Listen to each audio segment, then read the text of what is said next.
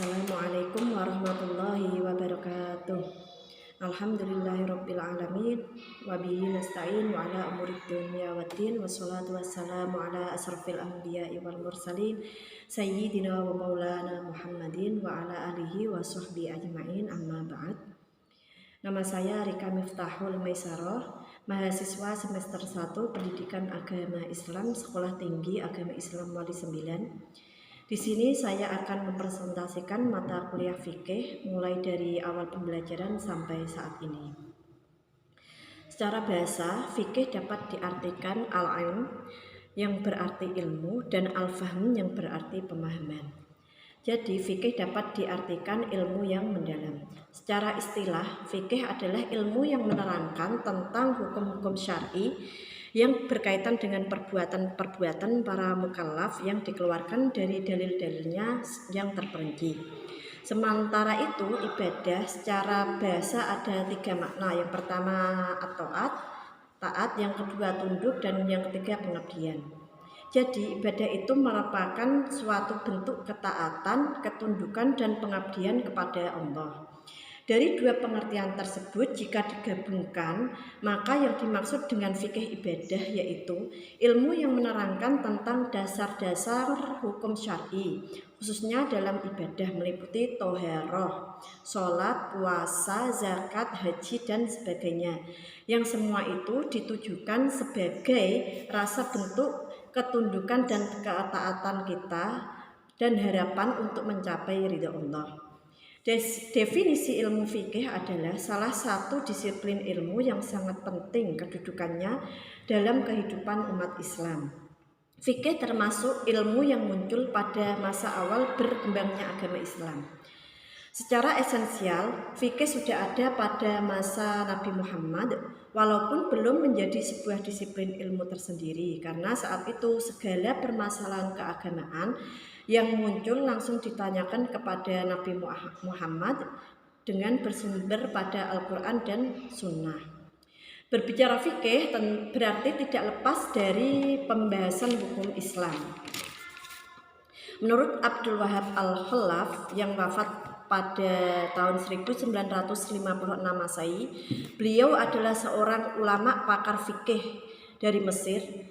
Dalam sejarahnya, fikih terbagi menjadi 3 periode. Periode yang pertama adalah periode pada masa Nabi Muhammad masih hidup. Pada dasarnya, hukum atas suatu perbuatan sudah terbentuk sejak zaman Rasulullah, sejak pertama kali umat Islam itu hadir. Pada periode ini, Rasulullah lah yang menjadi satu-satunya rujukan fatwa umat Islam.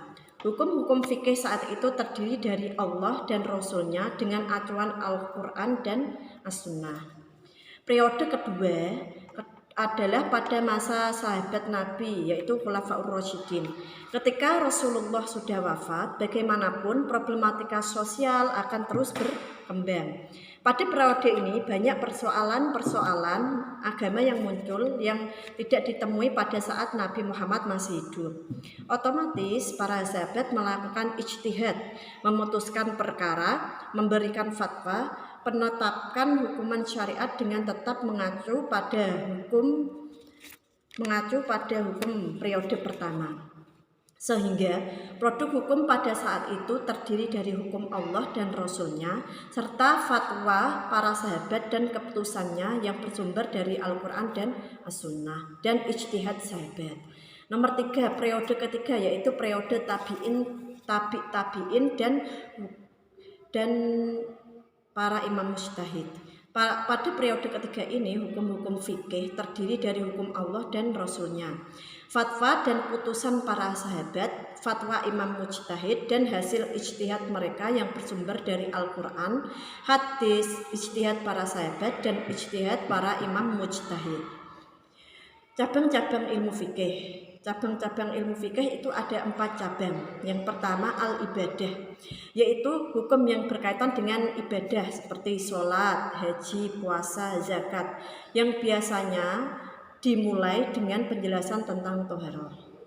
Yang kedua al-ahwal asy-syakhsiyah, atau munakahat, yaitu hukum yang berkaitan dengan keluarga seperti pernikahan, perceraian, dan segala sesuatu yang berhubungan dengan keluarga. Yang ketiga yaitu muamalat, yaitu hukum yang berkaitan dengan hubungan antar manusia satu dengan yang lainnya, seperti hukum jual akad beli, sewa menyewa, dan hak kepemilikan dan lain-lain. Dan yang terakhir, al-ahkam as-sultaniyah, yaitu hukum yang berkaitan dengan hubungan negara dengan rakyat, hukum-hukum peradilan dan mekanisme peradilan yang sesuai dengan hukum-hukum Islam. Terima kasih presentasi refleksi dari saya. Sekian, semoga bermanfaat, dan apabila ada kesalahan saya meminta maaf yang sebesar-besarnya. Wassalamualaikum warahmatullahi wabarakatuh.